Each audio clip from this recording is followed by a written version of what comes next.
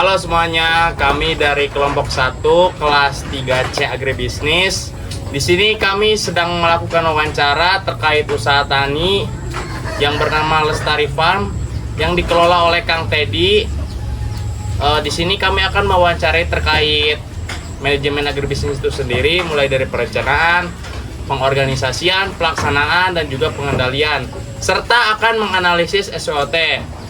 Sebelumnya, perkenalkan kami dari kelompok 1, nama saya Cep Anton. Dilanjut. Saya Siti Nur Alifah. Saya Ajeng Putri Yunita. Saya Alia Trihapsari. Saya Falah Rifki Pratama. Saya Surbeja Sutrijaya. Saya Aisyah Ramadhani. Saya Amanda Briliana. Saksikan dan tonton terus videonya. Dadah.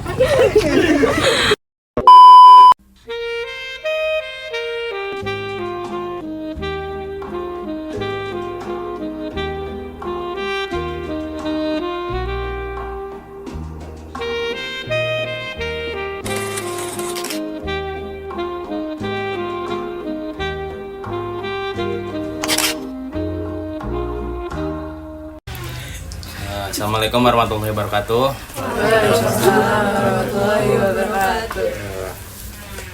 Perkenalkan, Kang, kami dari mahasiswa agribisnis Universitas Seni Berbahasa Karawang, Fakultas Pertanian, semester 3, kelas 3C dari kelompok 1.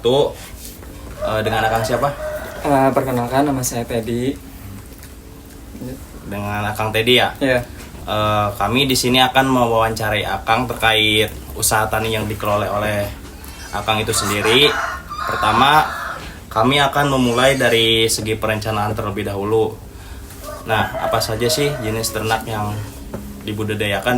Mengapa memilih jenis ternak ini gitu, Kang? Oke, baik ya. Saya izin menjawab ya, teman-teman. Ya. Untuk perencanaannya, kenapa saya memilih domba gitu, bukannya kambing. Biasanya kan kalau orang kota biasanya kambing. Saya lebih tertuju ke domba karena pasarnya itu sangat peluangnya itu sangat besar gitu kalau domba. Ditambah kan bisa dipakai buat akikah, terus kurban juga gitu, dengan harga yang ekonomis kalau domba tuh. Baik, kemudian dilanjut, berapa jumlah ternak yang ingin dipelihara pada tahap awal gitu, Pak? Kalau tahap awal ya, untuk perencanaan kemarin saya cuma punya 20 ekor untuk awal ya. Karena ya harga bibit dombanya itu sekarang menempuh di angka 1 juta sampai 1.250.000 per ekornya. Jadi gimana budget kitanya lah sebagai peternak gitu. Nah, kemudian dilanjut, bagaimana perkiraan dari biaya produksinya, Kang? Mulai dari pakan, obat-obatan, dan juga tenaga kerja. Oke. Untuk pakan itu sendiri kita selain menggunakan pakan rumput ya teman-teman, menggunakan pakan hampas tahu juga. Kenapa pakan hampas tahu? Karena memiliki protein yang sangat tinggi. Dan kebetulan pabrik tahu tuh deket gitu.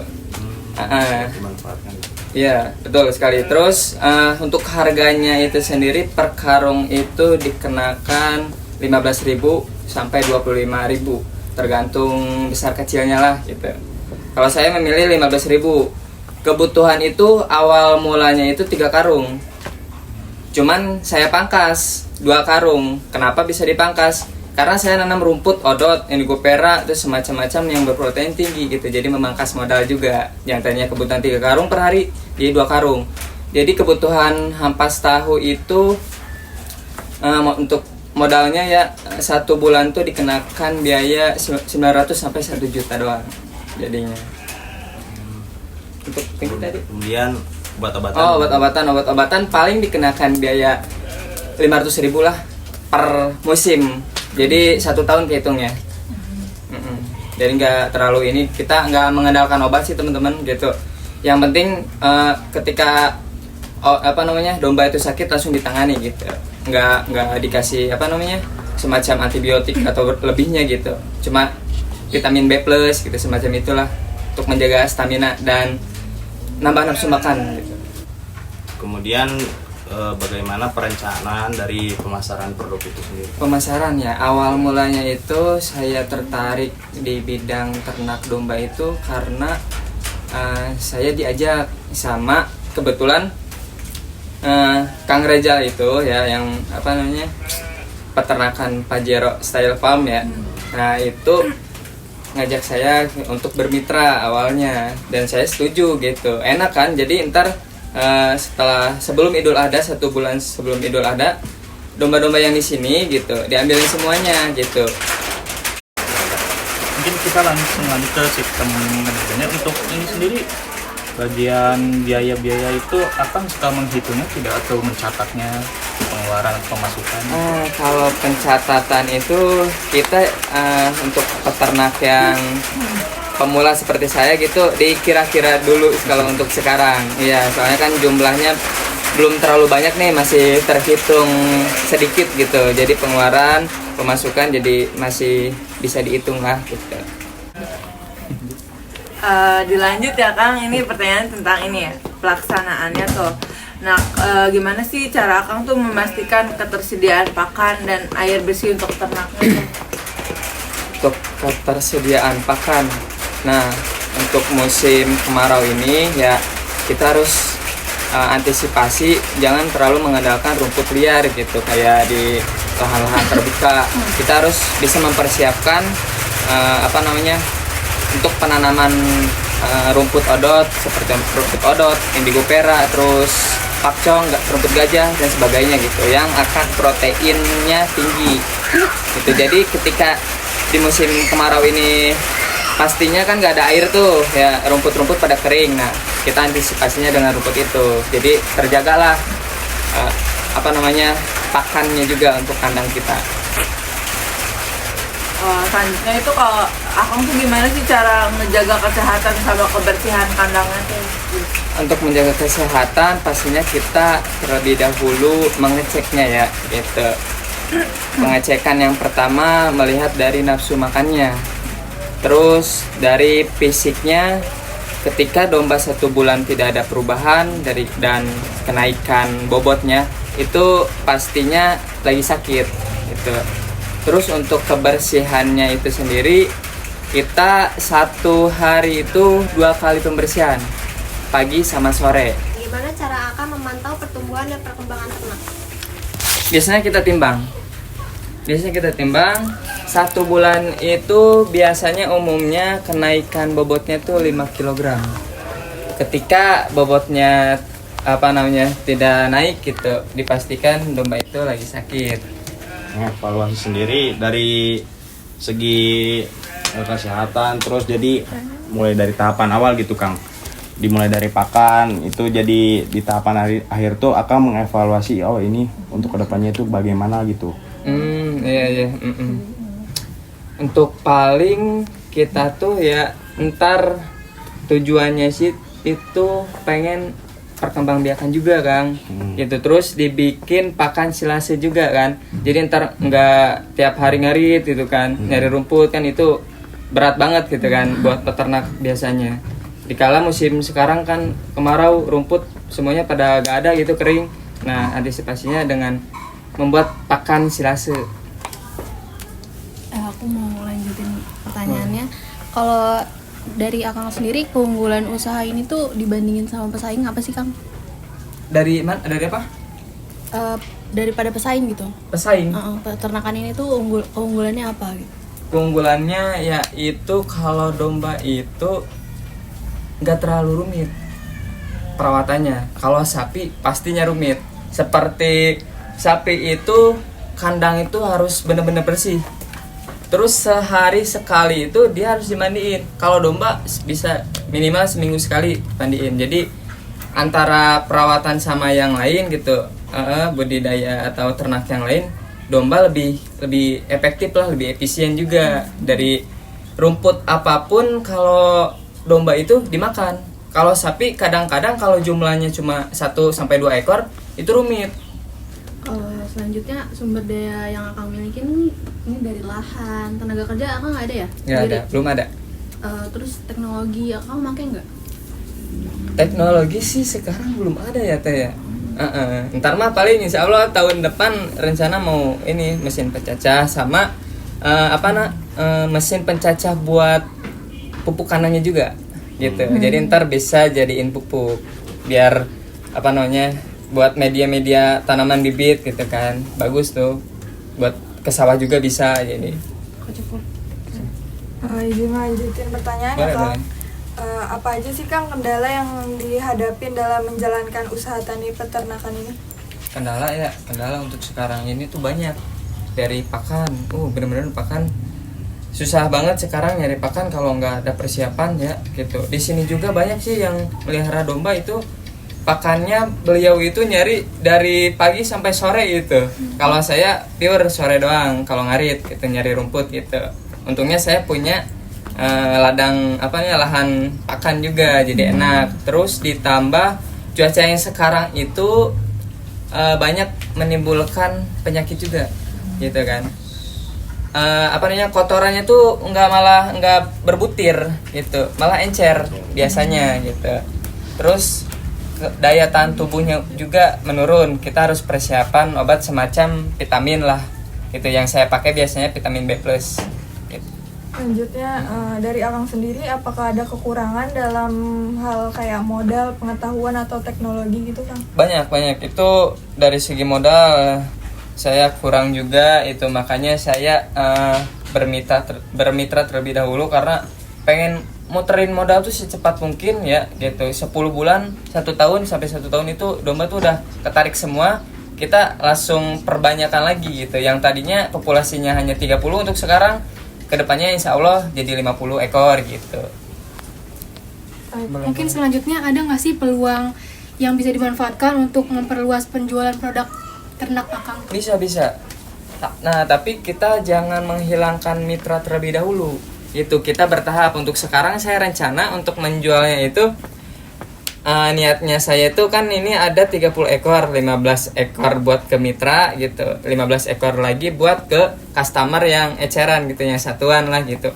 Dan harganya pun pastinya berbeda. Biasanya kemarin itu di harga 1 ekornya itu di harga 2.700.000. Kalau ke customer yang biasa-biasa gitu, yang satuan gitu, yang buat kurban semacamnya, itu bisa mencapai 3.500.000 perbedaannya. Jadi lumayan gitu. Mungkin selanjutnya ada nggak sih regulasi atau kebijakan pemerintah yang mendukung perkembangan peternakan Akang ini? Ada. Banyak sekali kayak seperti kita tuh dikasih pemberian pakan, bibit pakan gitu, seperti indigo pera tuh. Kemarin saya dapat dari Dinas Pertanian Karawang juga bibit, ada 5.000 bibit indigo pera dan bibit odot sama pakcong juga. Oke Kang, next selanjutnya itu bagaimana cara Akang menghadapi persaingan dari peternakan yang lain? Persaingan, sebetulnya ya kalau persaingan di dunia ternak itu nggak ada. Yang paling penting ketika ada customer datang, terus di kita misalkan cuma customer itu mintanya yang bobotnya di angka 30 kilo dan sedangkan di kita nggak ada. Nah, kita bisa mencari ke tetangga juga ada yang ternak, kita ambil gitu. Bisa saling bermitra lah bareng-bareng. Kalau untuk disebut persaingan itu kita ya maksimalkan kualitas dulu aja gitu. Ketika kita udah mempunyai kualitas yang baik dan bagus buat ternak, dijamin orang atau customer pun bakal datang lagi gitu. Yang penting terpercaya dulu.